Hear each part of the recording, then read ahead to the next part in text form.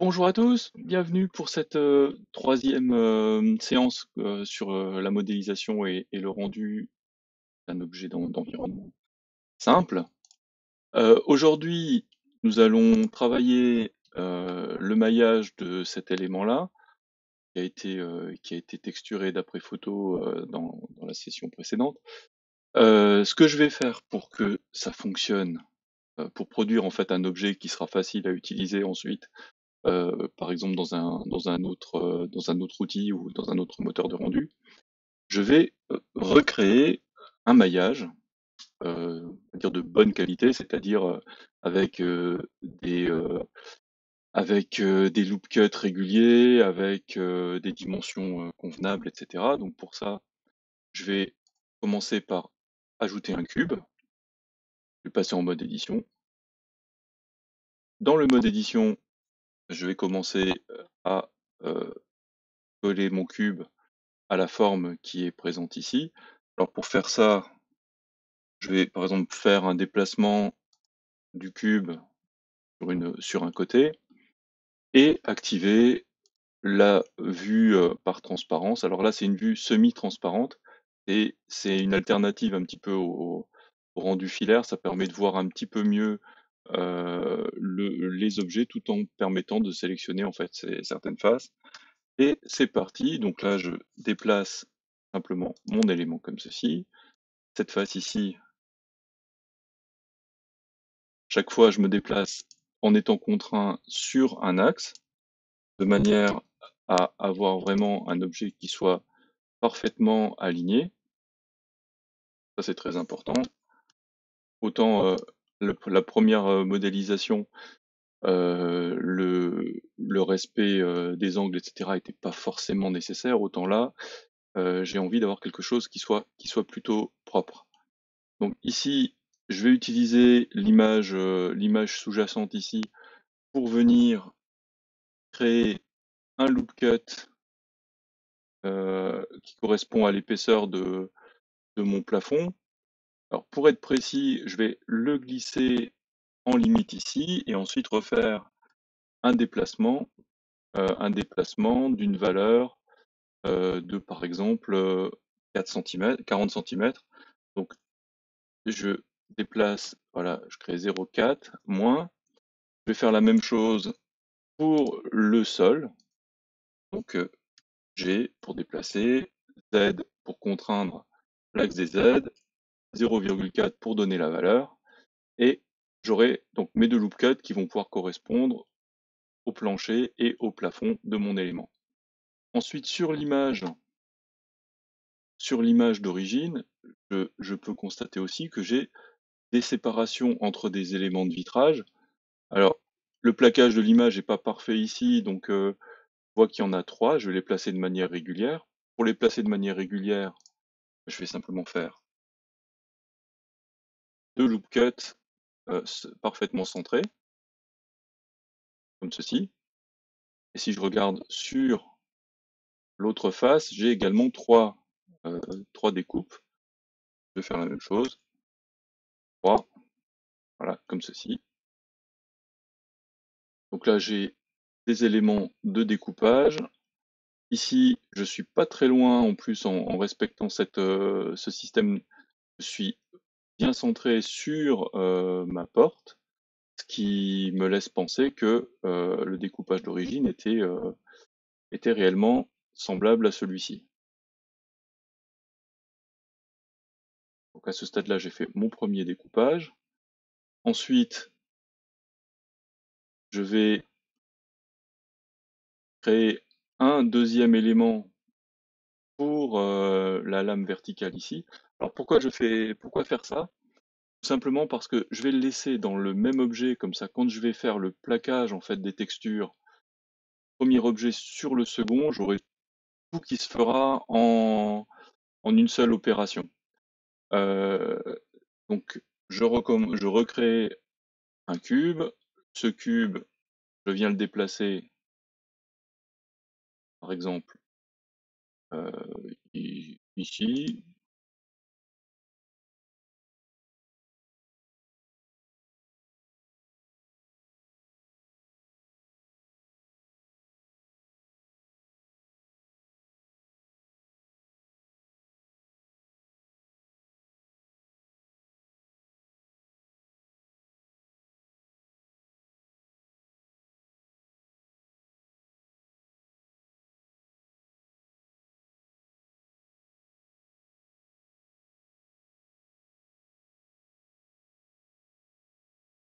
Là, je fais une extrusion. De cette manière-là, j'ai directement mes différents éléments.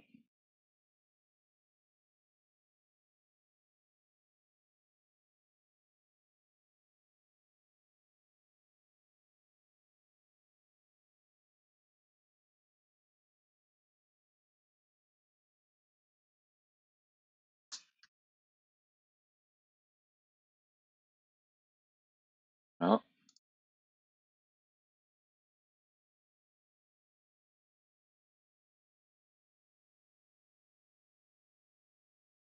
Je crée quelques loop cuts pour assurer une meilleure répartition des UV.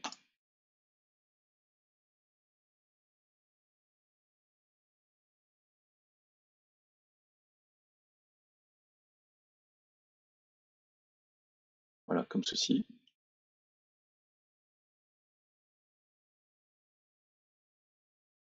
J'ajoute un dernier modèle pour ma partie escalier ici. La même chose. Un petit cube. Je réduis sa dimension de manière à pas être trop embêté.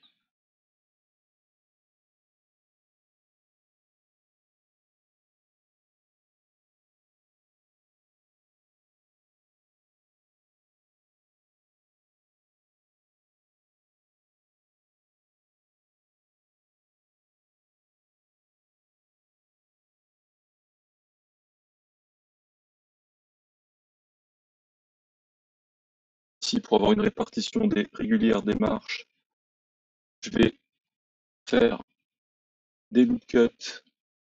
Donc il me faut 1, 2, 3, 4, 5 marches. Donc j'ai bien 2, 4, 5 divisions, comme ceci. Et ensuite, je vais repasser en mode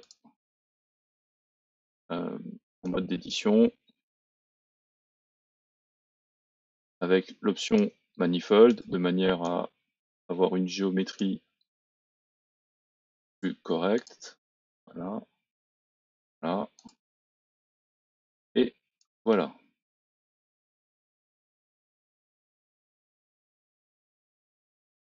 Ici,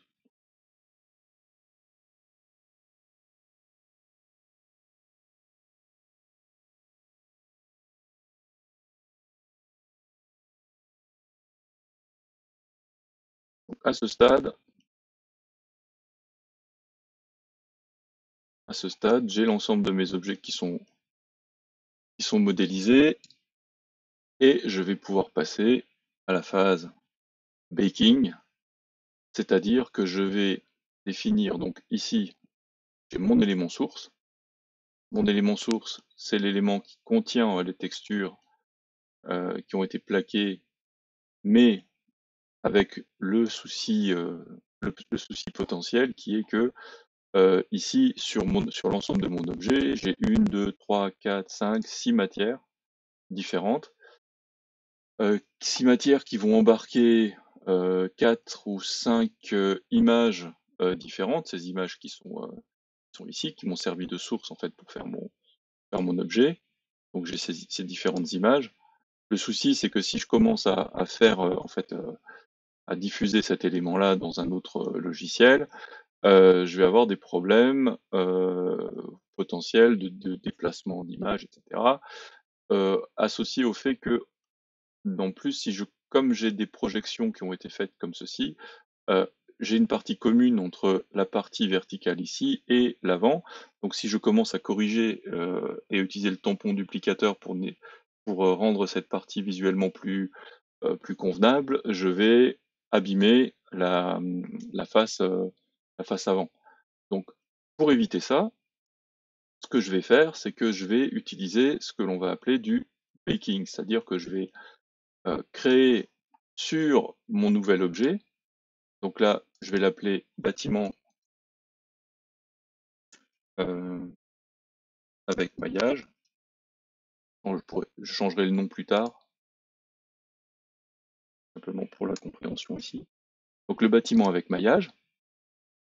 Ce bâtiment avec maillage, là on voit que le bâtiment n'a aucune texture de plaqué, on n'a rien du tout, on a un simple maillage.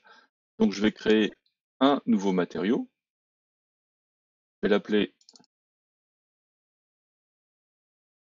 bâtiment.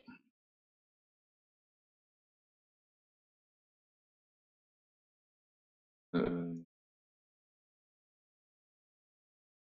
je vais l'appeler par exemple texture bâtiment, on le reconnaisse facilement. Je fais la même chose en fait que précédemment, c'est-à-dire que je lui ajoute un shader de diffuse, simple shader. Ce shader de diffuse, je vais lui ajouter une texture image, mais cette texture image, je vais venir la plaquer, donc en créer une nouvelle ici. Je vais créer une nouvelle image pour pour mon nouvel UVMap, pour pouvoir tout mettre sur le même, sur la même, sur la même image. Je vais créer une image d'assez grande taille. Alors le temps de rendu sera un tout petit peu plus long, mais ça permettra de mieux régler. Donc je vais faire une image, par exemple, de 4000 points de large par 3000 points de, oups, 300, 3000 points de haut. Voilà. Cette image, donc je lui laisse un fond transparent. Enfin, je garde l'alpha, donc ça sera du PNG. Et pour l'exercice, je vais ajouter une color grid, simplement pour qu'on voit le résultat tout de suite avant le maillage. Ok, donc là j'ai mon image qui a été créée. Tout de suite, je vais l'enregistrer, c'est-à-dire que je vais enregistrer ma map bâtiment sur mon disque dur, qui permettra de pas avoir trop de problèmes par la suite, et je vais la plaquer sur mon objet. Alors là, je vois que la manière de plaquer cette map n'est pas très bonne, tout simplement parce que j'ai pas encore fait correctement le dépliage UV de mon objet. Pour faire ça, je vais tout sélectionner. Enfin, je vais passer en mode édition avant, c'est mieux.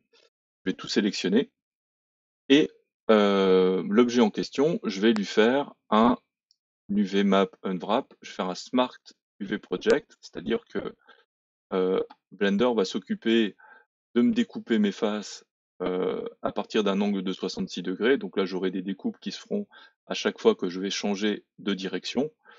Euh, Ça peut être, on va voir un peu le résultat. Ici, là, je vais donner une petite marge à chaque élément, tout simplement parce que quand je vais fabriquer ma texture, pour éviter les problèmes dans les angles à chaque fois ici, sur chacun des angles, je vais donner une toute petite marge. Donc je vais donner une marge de 0,1. Pour voir si c'est bon. Et je valide. Là, j'ai mon élément, mes objets qui ont été dépliés en respectant une marge. Alors là, la marge est assez importante. Je vais le refaire. Je vais réduire un tout petit peu la marge. Donc je vais mettre 0,02. Voilà. Donc là, j'ai une petite marge qui va s'appliquer ici entre mes éléments, largement suffisant pour pas avoir de problème de raccord. Et donc j'ai tous mes éléments ici qui ont été dépliés. Pour pouvoir intégrer d'autres éléments par la suite, je vais simplement déplacer un petit peu ceci vers un des côtés de la map, ce qui me permettra par la suite d'utiliser ce morceau-là pour d'autres éléments. À ce stade, le maillage a été réalisé. Alors on pourrait améliorer tout ça en, en marquant en fait euh, en marquant les raccords qu'on va vouloir créer à la main par nous-mêmes. Là pour cet exercice-là, je vais simplement laisser les paramètres par défaut. Donc là, ce qui va m'intéresser ici aussi, c'est le fait que si j'active dans mes options euh, la notion d'étirement, là je vois que tous mes éléments ont été dépliés sans stress posé sur le matériau. Sans stress, ça veut dire que ils n'ont pas été étirés outre mesure. Quand je parle de stress, en fait, c'est par exemple, j'avais un élément qui était étiré de cette manière-là. Je vois que la forme, en fait, de mon maillage, enfin de mon élément, euh, devient très étiré. Et donc, la prévisualisation sur l'interface de Blender ici me dit que euh, je m'éloigne du bleu. Ça veut donc dire que en fait, le résultat de mon image sera pas optimal. Là, je vois que j'ai peut-être un petit peu d'écrasement au niveau de mes textures. C'est pas très très grave, c'est dû au fait que je n'ai pas fait d'éléments qui soient bien carrés.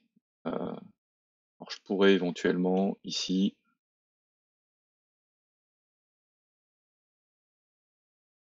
chercher, voilà, à trouver un étirement qui me permette de me rapprocher encore d'un élément plus carré et réduire peut-être. Là, je réduis un tout petit peu puisque je suis tout à fait lisible de près là au niveau de mon élément, ce qui me permettra d'avoir un peu plus de place pour les autres textures que je pourrais créer sur cet objet. L'idée étant d'utiliser une map unique pour l'ensemble des objets de la scène. Voilà, donc ça c'est fait. J'ai mon élément, mon objet. Alors pour être bien propre, je vais ici lui dire que en entrée, il utilise une UVMap pour venir poser notre élément, et cette UVMap, c'est la seule qui est sur l'objet, donc l'UVMap s'appelle UVMap. Ce que l'on va faire maintenant, c'est qu'on va faire un baking, c'est-à-dire que je vais demander à Blender de prendre cet objet source avec l'ensemble de ces textures et de venir me les projeter sur l'image de texture du second objet ici. Pour faire ça, je vais passer sur une option de rendu qui se trouve dans les options ici de rendu. Alors pour que ça fonctionne, il faut utiliser le render cycle. Si on utilise Eevee, on n'a pas l'option baking qui apparaîtra ici. Donc je vais utiliser cycle. Pour que le baking fonctionne correctement, il faut que j'ai une lumière ambiante qui soit suffisamment importante. Donc là, au niveau de l'ensemble de ma scène, j'ai créé simplement utilisé la surface de base et j'ai augmenté la luminosité globale de manière à ce que mes textures soient bien illuminées, que mon objet soit bien illuminé. Ça, c'est important.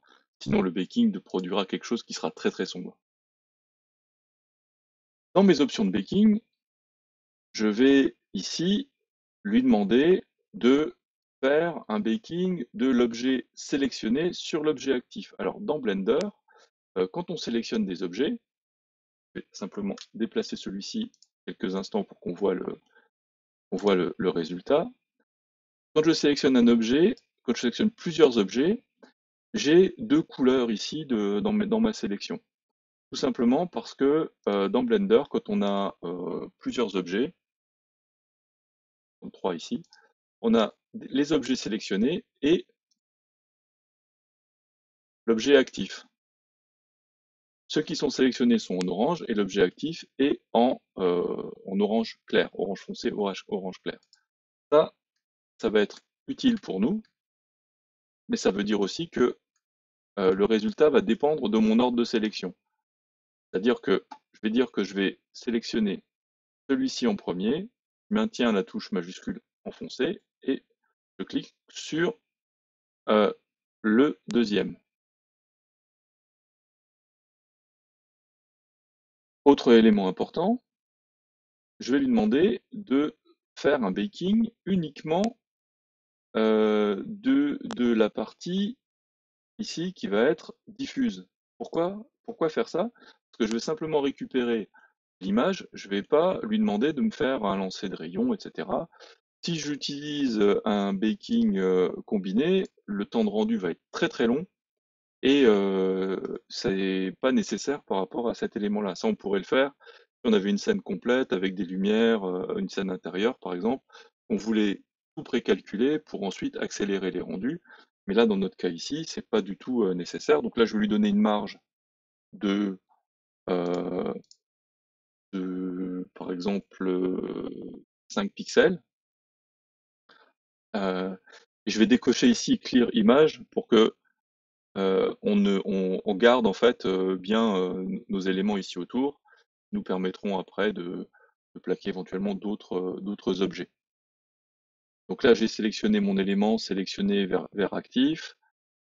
Ici, on a bien sur notre élément actif, alors,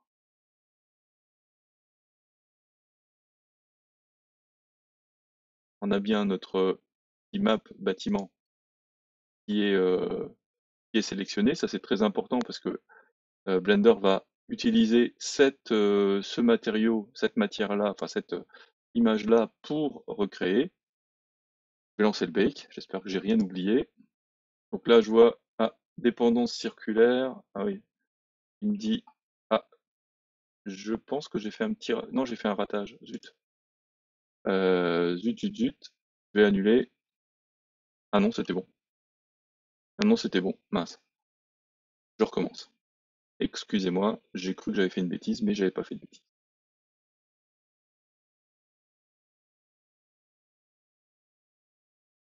Donc là, vous voyez que l'élément avance relativement doucement, ça c'est dû au fait que mon image de destination est d'assez grande taille. Donc forcément, euh, plus l'image est grande, plus le temps de rendu va être long.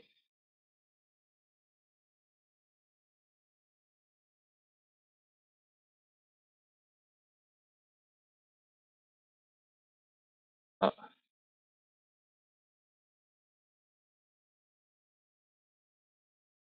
petit problème, petit problème.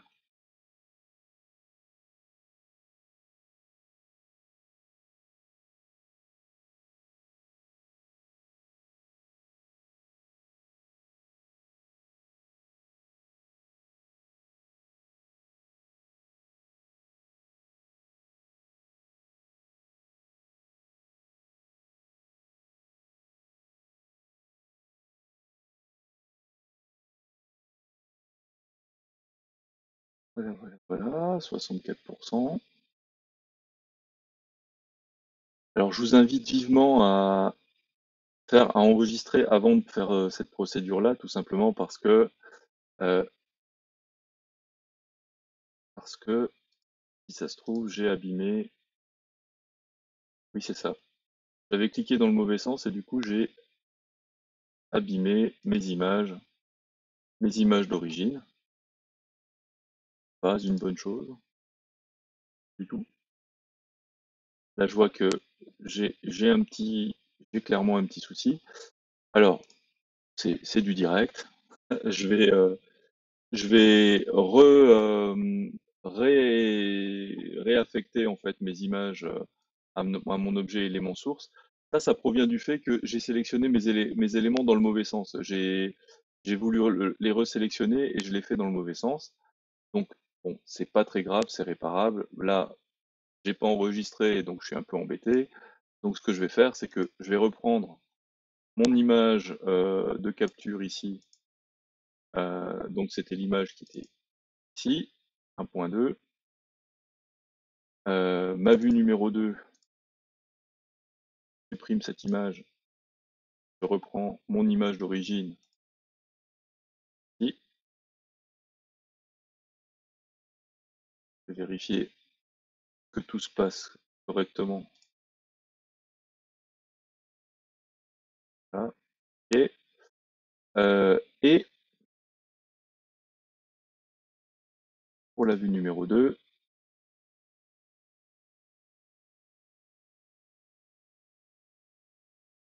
ah non, c'était là.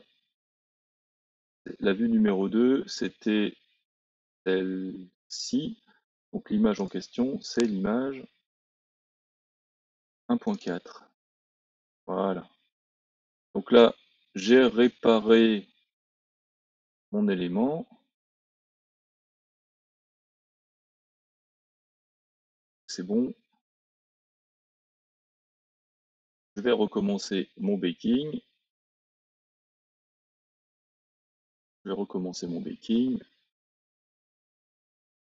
Pour vérifier que tout se passe bien, je vais mettre cette image-là. Je sélectionne donc mon élément ici. J'ai bien ma map qui est là. Donc le baking,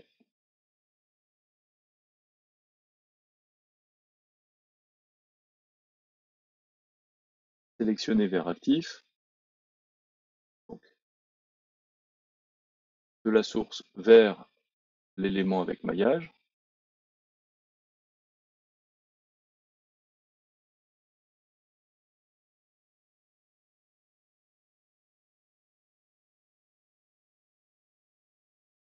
Et décidément, je suis vraiment désolé. Et j'ai encore raté. Là, j'ai fait l'inverse, c'est-à-dire que j'ai plaqué mes images sur euh, sur l'élément. Bah, au moins, ça montre le, ça c'est l'effet effet démo. Allez, je recommence une dernière fois.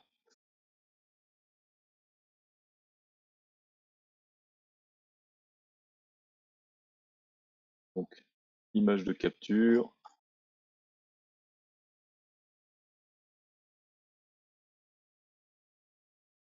celle-ci.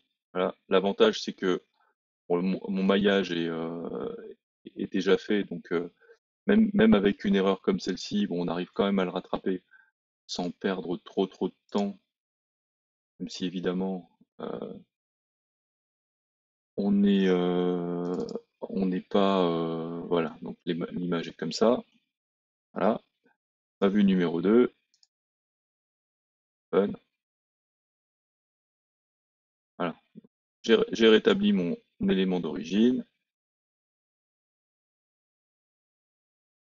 Je reprends mon élément ici,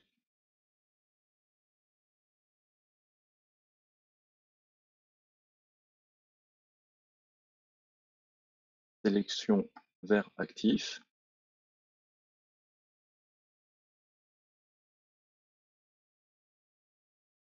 Voilà,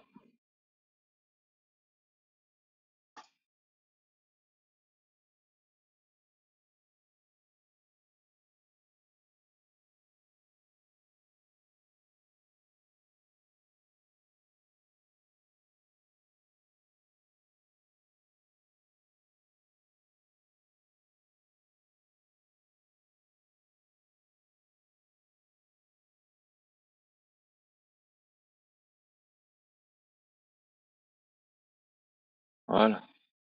Quand on sélectionne les objets dans le bon ordre, ça fonctionne. C'est-à-dire que là maintenant, si je cache mon élément source, j'ai un objet dont le maillage est régulier, sur lequel les textures que j'avais réalisées auparavant ont été plaquées. Donc là, j'ai des petits soucis, mais de toute façon, cette face-là n'était pas, comment dire, n'était pas, sera de toute façon refaite puisqu'il s'agit du dessus de mon élément. Et là, je vais pouvoir passer en mode Texture Paint, utiliser le tampon et venir remodifier, renettoyer l'ensemble de mes textures,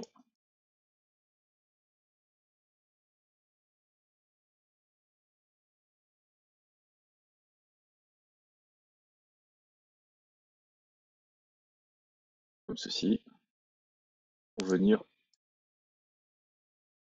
tout affiner.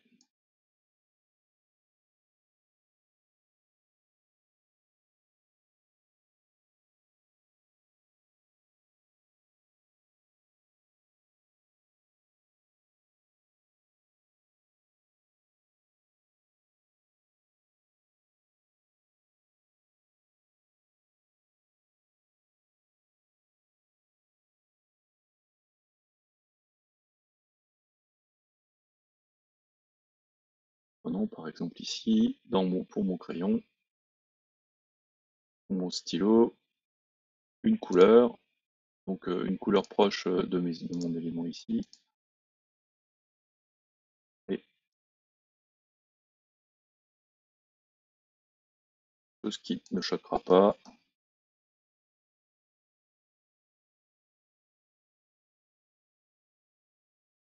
Là, je recrée simplement un fond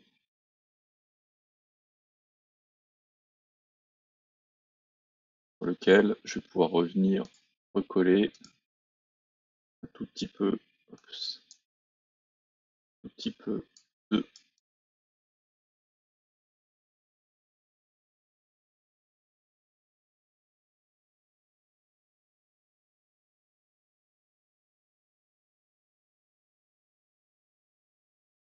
de texture. Voilà.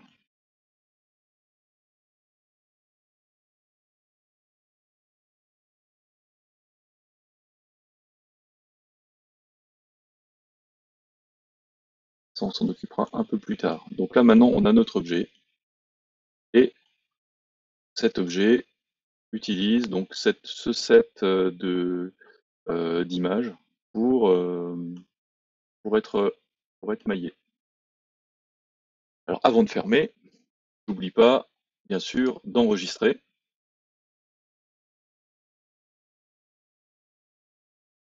Parce que sinon, si je ferme Blender sans avoir enregistré cette partie-là, même si j'enregistre mon projet, alors ça peut fonctionner si j'ai cette option ici d'activer, mais par sécurité, toujours bien penser à enregistrer l'image avant de fermer Blender, sinon à la prochaine ouverture, on pourrait avoir surprises. Des surprises. Dernière petite chose avant de fermer, je vais créer une collection que je vais appeler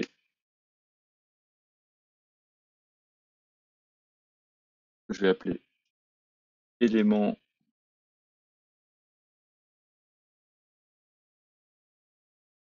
d'origine, de manière à ne pas supprimer en fait l'objet. Et cette collection, bah, je viendrai la verrouiller. Je vais la mettre par exemple en marron. Voilà. Éléments d'origine. Donc ces éléments-là, c'est comme si je les avais supprimés, mais je les cache simplement dans ma collection. Et je retravaillerai à partir de maintenant sur la partie de cet objet-là qui a été maillé avec l'UVMap de grande taille qui se trouve ici. Et au fur et à mesure qu'on pourra rajouter des éléments, on pourra venir les rajouter sur cette map. Voilà, voilà. Fini pour aujourd'hui. Je vous souhaite une bonne journée et je vous dis à demain. Au revoir.